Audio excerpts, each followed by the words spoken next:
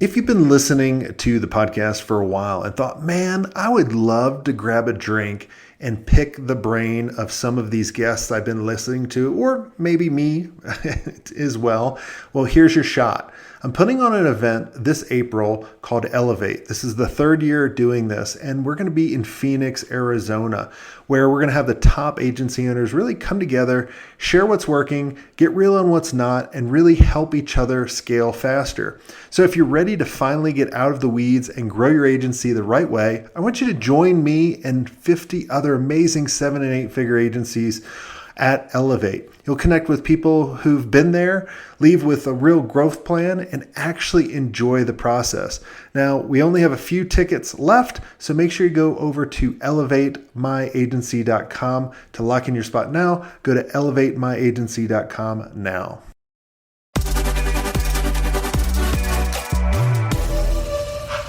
Hey, Joy, welcome to the show.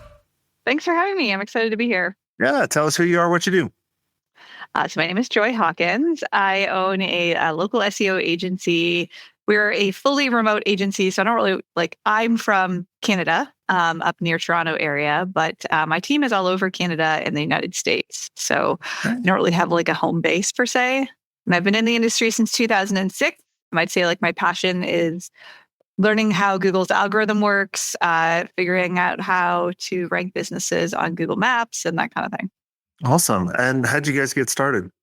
So I got started basically in the SEO industry because I wanted a job in marketing because that's what I went to school for. Thought I liked computers, so it kind of fit. And then they started me in sales. I decided pretty quickly that I was a lot more interested in how things worked than selling it.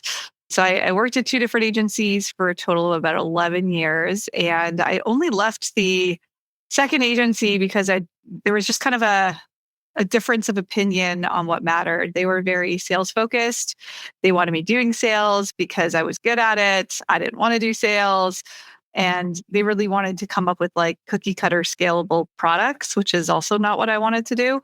So I decided there was a lot of turnover when I left there. And I was like, let me just try consulting on the side and see how that goes. And I was like, it'll just be me and maybe one other person, and we'll just see how it goes. And if I don't get a few clients pretty quickly, I had some cash kind of saved away, and I was like, I'll be okay. And then I'll go find another job if it doesn't work out.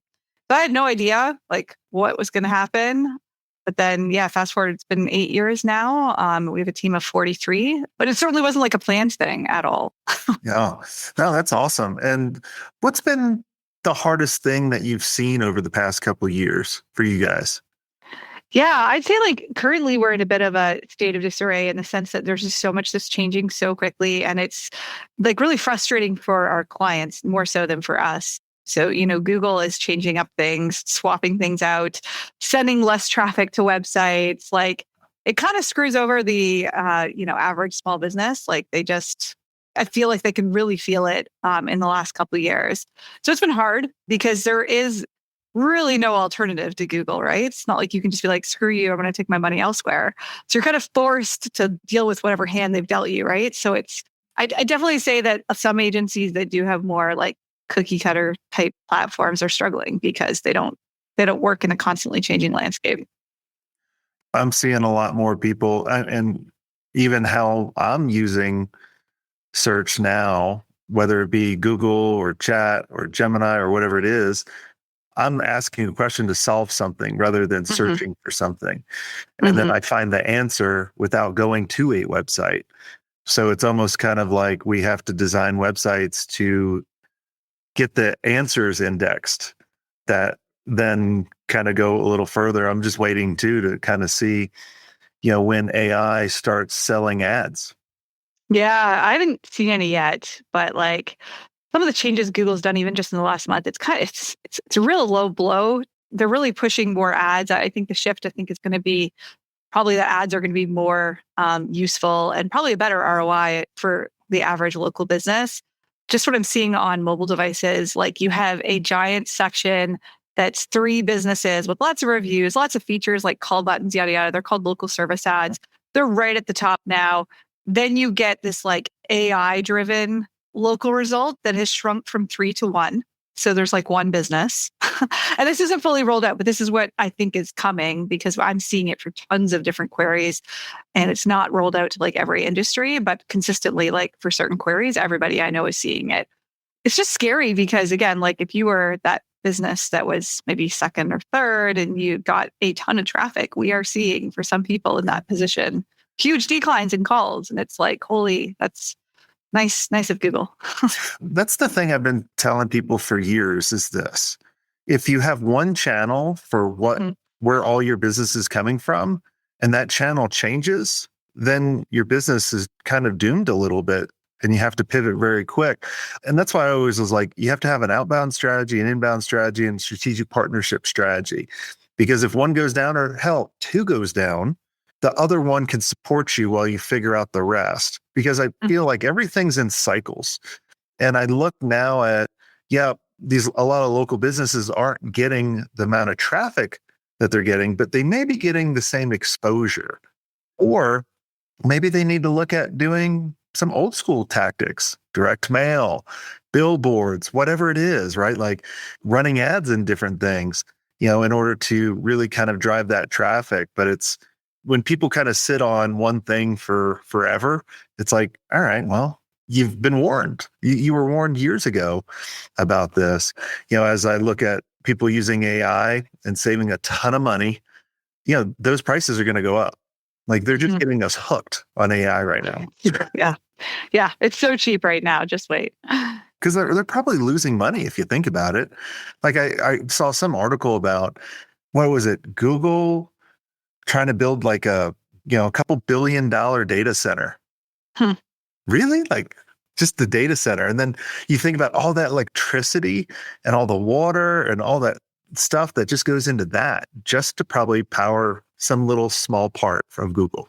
Yeah, I don't think Google's going anywhere. I'm not in the camp that thinks that even other AI platforms can do what Google can do. Like they're fairly bad at information retrieval, which is kind of what you need when you're researching the best business. You need to see things like reviews and all of that data that Google has from Google Maps. Like good luck competing with that. So they know every single business you call, every single business you visit. I don't know how any other person would be able to compete with that. So I think local SEO is fairly safe from that. But I think they're just trying to squeeze as much as they can out of people to make them pay. Whereas businesses have been getting a lot of quote unquote free traffic from Google for a very long time. And some of them have gotten a bit greedy. So it's a harsh reality when Google just yanks that away. But I'm not the least bit surprised. Like they're not your friend. They're there to make money. Exactly. Yeah. I mean, and last week I was on the show, I was talking to Qasim and he was saying, it's amazing how OpenAI will come out with ChatGPT and then a week later, Google roll out Gemini. So they're kind of just sitting back waiting, and I think it's more of a legal thing. It's like, all right, you go through the wall first. You're the bloodiest. We're going to see what kind of regulations people put on you, and then we'll just roll it out. And maybe. It's pretty slick. Yeah. No. I thought they were kind of scrambling with the AI thing to try and respond, but maybe that's a valid theory. Yeah. It's just like, all right, you guys go first. You kind of see all these video engines powered by AI. And then a couple weeks later, maybe a month later, Google rolls out theirs and it's like significantly better. It's just like Apple, right? Like Apple didn't invent the MP3 player. They didn't invent the mobile device. They just made it all better. And it's a smart play when you think about it for the long run. But now you've gotten to, a multi-million-dollar business and you're virtual. And I always tell everybody listening to the show, there's 1,000 different ways to grow an agency. That's the amazing part. Why did you guys do it virtually? Yeah, I think it was just cost savings initially. And I saw no reason for an office. I'd been working from home already for my last job. So I kind of like the flexibility it gives you. I have 3 kids. I mean, not having a commute is life-changing. So didn't want to go back to that. So maybe that was selfish motives. I don't know. But then, obviously there would be a benefit for my team as well. And most of my first employees that I hired were all people I'd worked with previously. Because the job I actually left, they ended up closing down like a year after I left. So they lost a lot of people. So I hired some of them, which was great. And I'd already worked with them. So it was like, no need to have an office. And then we're not really near each other. So like, I don't want to make them drive like an hour and a half to work. So, and then the States, when we decided to expand to the States, it was kind of just a strategic move on my part to make sure I could hire the people I wanted to hire and be as picky as I wanted to be. Because obviously the talent pool in the United States is much larger than Canada since the population is larger. So I just wanted to be able to hire, if I had an American that was really great at and passionate about local SEO, I wanted to be able to go hire them.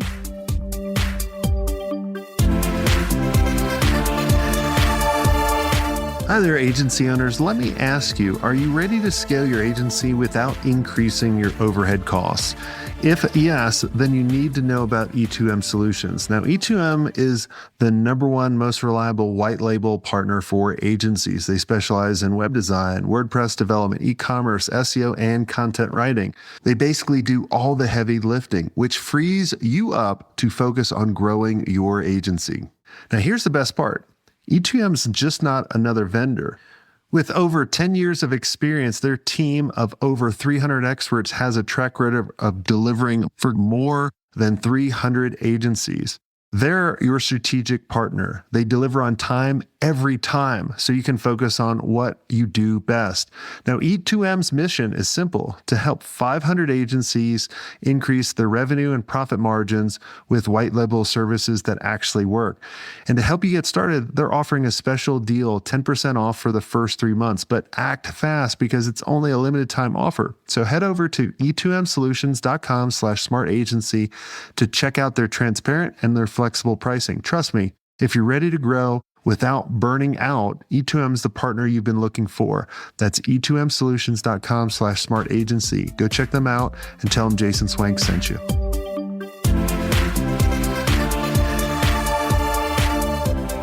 How often do you get the team together?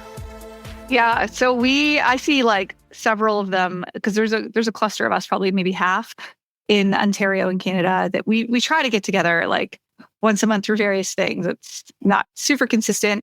On the US side, the entire team, I would say, gets together once a year, like where we fly everybody in, usually for several days. But then like pockets of us see each other throughout the year at conferences and things like that. So we try to do it as much as possible. It's certainly great when we do. When you get everybody together for that year kind of retreat, what's the goal? Yeah, I think just relationship building, because I genuinely like the people I work with. Some of them I'm friends with, and I know that's dangerous, but like my two VPs are probably like one of my best friends. Like they know me better than anyone else and like probably spend more time with me than most people. And that has its pros and cons, but I say mostly pros. So we have a lot of that here. Like a lot of people are like kind of family. So the goal is just to really kind of strengthen that. And it's been, we actually just did it for the first time last year where we flew everybody, 2 years. We've done 2 years now. So our next one will be in the spring. Gotcha. But everyone was just like, it's amazing. So yeah. Awesome. And what's been the biggest shock to you running the agency outside of, AI and those, the different things changing right now? Yeah, I mean, it's certainly difficult. Not that I didn't think it would be. I guess the shock maybe is that I actually wanted to grow it this big. If you had asked me when I started back in 2017, I really wanted a small team. And I wanted it to be like a very small, like 10 or less people that I really liked and knew that were already super good at their job, like zero training needed, whatever. And then obviously that was not true anymore. I had a fundamental shift in the way that I viewed it. And I wasn't expecting to have that. But yeah, I was kind of changed my view on like where I want the company to go. Do you remember what changed your view? Because there's a lot of people we chat with, right? And they're like, I just don't want to grow past 10 people. Yeah, no, it's actually really clear. I think about 2 years in, we started supporting this charity in Uganda. And I remember meeting with the girl who runs it over there and it was just like, oh yeah, we've got like a little bit of cash. We're doing good. Like whatever, here you go. And then the more like we built that relationship, and then I got to go over there and see like how far our dollar stretches over there, like what you could do with $1 there versus here. I was like, I have the capability of making a lot more and doing a lot more for them. And to not do that would almost seem wrong.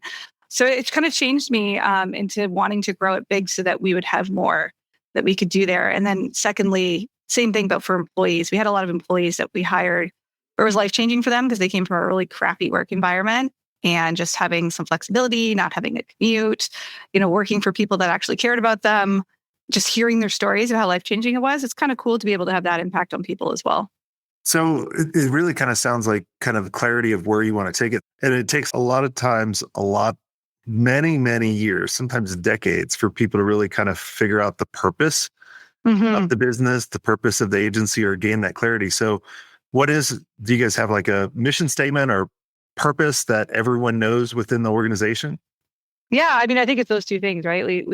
We're here to help that organization in Uganda, and then obviously the employees too. Like, you can't do one without the other. So I need to keep the employees happy and fulfilled in order for them to do a good job to make the company work. So I don't think you can separate the two. But I would say that I don't know if we actually have like an official mission statement anywhere, but on the kind of commercial side, what we would say is like, we really aim to be the best. I want to know things that our competitors don't know. I want to implement strategies in our clients that not everybody's doing. So we want to be like leading the front in the local SEO industry. So I'm very competitive. I'm extremely type A. And so there's no like limit to what I want to do. Like, I'm like, oh, that's like, we hit that. Great. What's the next thing? It's like the never ending mountain. Yeah.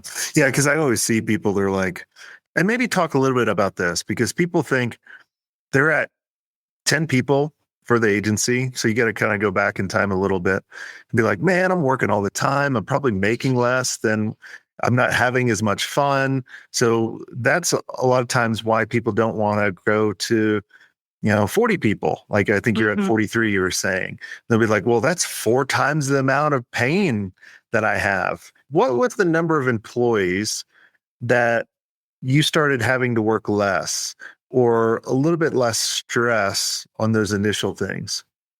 So I don't actually think I ever overworked, which is really, I'm sure, rare or uncommon. Like, I always set a boundary. Like, when I overworked was early in my career when I was actually working for other people. So I was working all the time before I had kids, nights, weekends, and because I loved it, I was just always on my computer all the time. But like, starting my agency, I don't think I was ever in the position where I worked all weekend or whatever. But I think to kind of answer your question, like, to grow, you need to hire people that you can depend on, that can do the things that you hate doing. So like, I hate accounting, and I hate like anything to do with taxes. Like, I might be a business owner, but you have to start throwing like business owner jargon at me, I probably won't even understand half of it. Like, I can't stand that stuff. So having a really good accountant like early on, that like he has to dumb things down when he talks to me. Like, I'll never ever get rid of him, because he's just fundamentally takes such a huge burden off my plate. He's worth every dime I pay him. He could probably charge me a lot more and I'd still pay it. So having somebody like that. I also hate managing people. Like, I'm not really like, I'm an extrovert, but I like, people annoy me.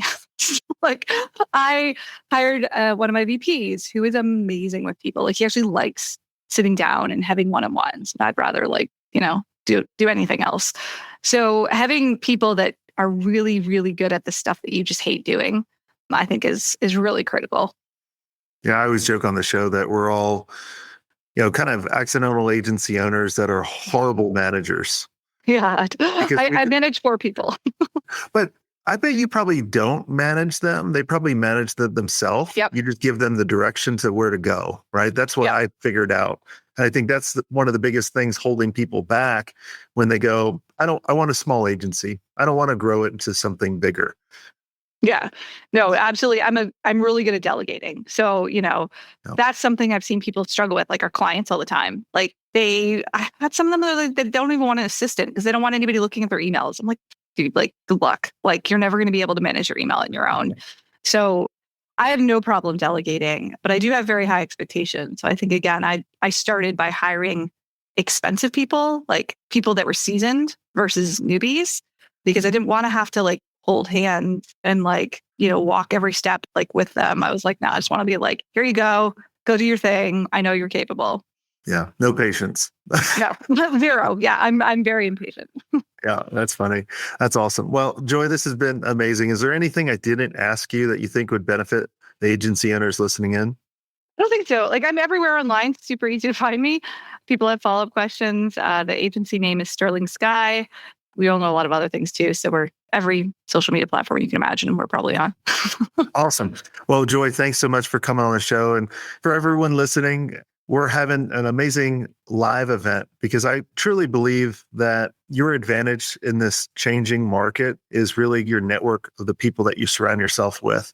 And we're getting together the best agency owners in a room together to talk about the different changes, the different things that are working, the things that are not working. And if you want to be in that room, make sure you go to elevatemyagency.com and check that out. And until next time, have a swank day.